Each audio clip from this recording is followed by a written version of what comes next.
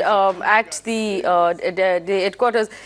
The light inside the car is on, so you can see him. These are all, deliberate moves that have gotten the BJP to this point. This strategy was patented by Jayalalitha first. Yes. Who used to leave the light on, and she used to she always ride shotgun in her car. She'd never sit in the back seat, so that people could see her. The Prime Minister arriving at the BJP headquarters, being greeted by Amit Shah. There's the customary shawl and flowers as they now walk into the BJP headquarters together. A little spell of rain there in Delhi. I'm sure Vinay Tiwari is going to point out that Mandar felt it was chilly. Yes, and only somebody who lives in Mumbai will find Delhi chilly on 23rd of May. So no matter how much it drops. I don't know if Mandar is still patched, but did you hear that? Mandar, they're poking fun at you because we have a bunch of people from Delhi in Mumbai today, and we've sent you from Mumbai to Delhi. So the Prime Minister arriving, and a shower of petals. It's slightly defeated purpose if you hold up an umbrella. Oh, there goes the umbrella. He chased the umbrella out. There, so they're not defeating our purpose anymore. The security guard has been asked to step out of the way, and more petals being showered from the ceiling. There's the Prime Minister greeting the workers who have come to, who've come to sort of celebrate this completely resounding victory. And the truth about the two men on your screen right now is that while the BJP is a massive party, it is the world's largest party in terms of membership, this is a victory that belongs to these two individuals. Without a doubt. This is in this frame, this is an election machinery like none other we've seen in India pretty much. I think the last big election machinery did belong to the Congress, but that was largely because of the persona of Indira Gandhi, not because there was a role division in terms of two massive campaigners, 24/7 campaigners, and one extremely astute organization man. I think Amit Shah's capability of being an astute organization man is remarkable. And not just that, I think there is one term, Faye, that we use in the news and journalism pretty often, that's called forward plan. I think BJP's ability to forward plan is extremely good. They can do that 2 years to 3 years or 4 years ahead.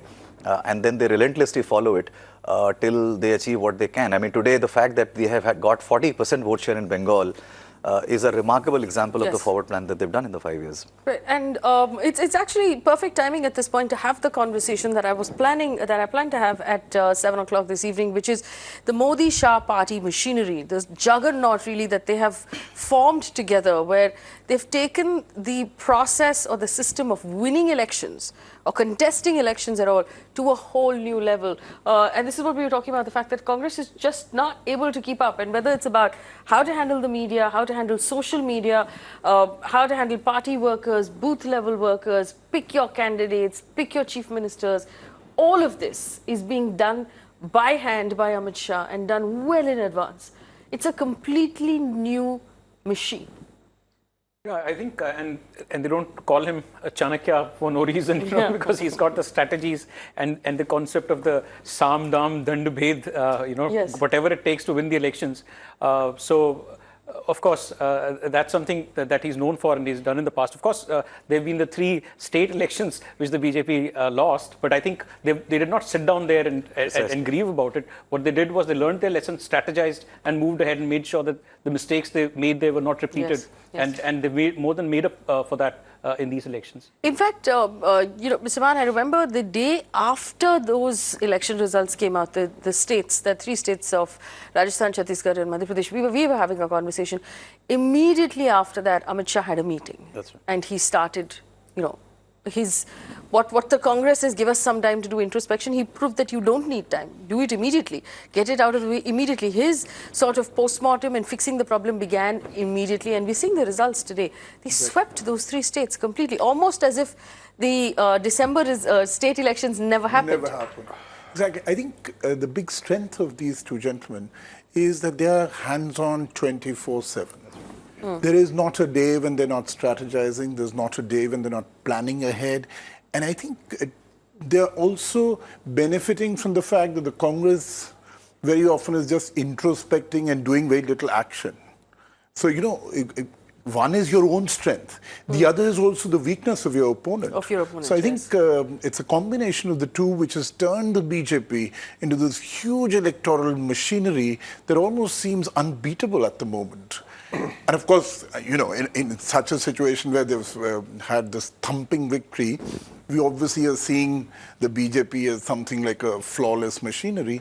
But I think there are flaws and chinks in their armor. What is required is for the Congress to actually, strategize, to pinpoint. For instance, if you look at the last couple of months, Pulwama happened and the Congress remained defensive.